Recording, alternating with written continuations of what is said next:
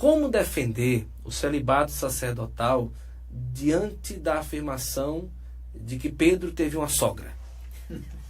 Bom, teve uma sogra, espero que Pedro tenha tido sorte com a sogra dele, com todo respeito pela sogra. Mas Jesus não teve esposa.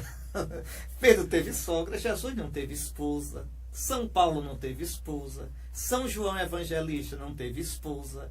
E por que não tiveram esposa? Né? Para exprimir a sua total entrega ao reino de Deus. Não é olhar Pedro, é olhar Jesus. O que Jesus diz? Jesus aconselha o celibato. Ele diz, há aqueles que já nascem eunucos, quer dizer, nascem com a impossibilidade de se casar. Há aqueles que são feitos eunucos pelos homens, eram aqueles que eram castrados para cuidar dos haréns, dos reis, dos grandes, que tinham muitas mulheres e concubinas. E há aqueles que se fazem eunucos por amor do reino dos céus. Veja. E ainda diz, quem puder entender, entenda. Não é para todo mundo, não. Então, desde o começo na igreja, desde o início, existe o conselho evangélico do celibato. Pedro teve sogra, mas Pedro deixou a família para seguir Jesus. Atenção, deixou. Veja, Pedro viveu em família até que encontrou Cristo. Quando o encontrou e Cristo o chamou para a missão, Pedro largou-se no mundo.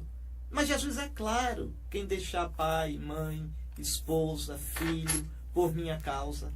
Então, sempre houve na igreja a tendência para que aqueles que buscam um segmento mais radical de Cristo abracem o celibato. E muito cedo a igreja foi pedindo, exigindo que seus ministros abraçassem o celibato. Primeiro os bispos, né? E depois a disciplina veio também para os padres.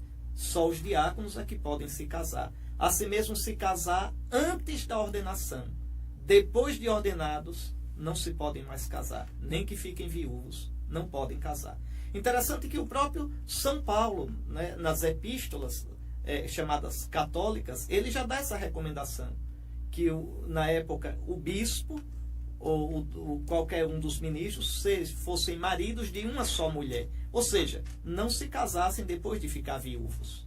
E segundo muitos, essa questão ainda é debatida, mas existem estudos que apontam nessa linha, que mesmo aqueles que eram bispos casados, passavam a viver em continência, sem relação sexual com a esposa.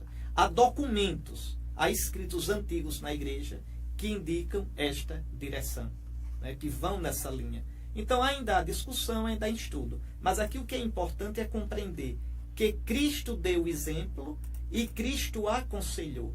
E aos pouquinhos a igreja foi cada vez mais aprofundando o sentido dessa ordem, desse conselho de Cristo, até que determinou para os seus ministros.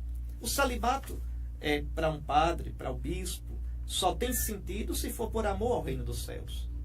Não é que o padre não goste de ter uma família, não é que não tenha apetite sexual, não é nada disso. Você renuncia por uma coisa maior. E eu digo, viu, como padre que fui, como bispo que sou, o celibato abre o coração da gente.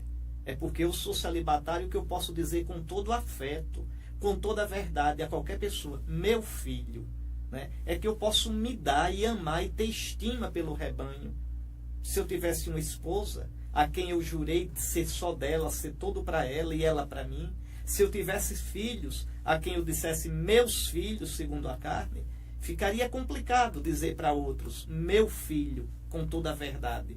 Ficaria complexo, muito complicado esse amor, assim, de abrir o coração para outros, seja homem, mulher, jovem, idoso, criança, veja, com essa liberdade que um celibatário tem. Então, o celibato é o estado ideal para o ministério sacerdotal. E até porque o ministro sagrado é a imagem do Cristo, que é esposo e cabeça da igreja.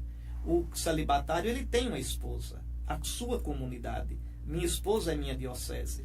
O anel que o bispo usa recorda isso. A relação esponsal de Cristo com a sua igreja, encarnada no ministério do bispo. É isso. Então, olhar simplesmente Pedro ter tido sogra não quer dizer nada. Repito, Pedro deixou tudo para seguir Jesus.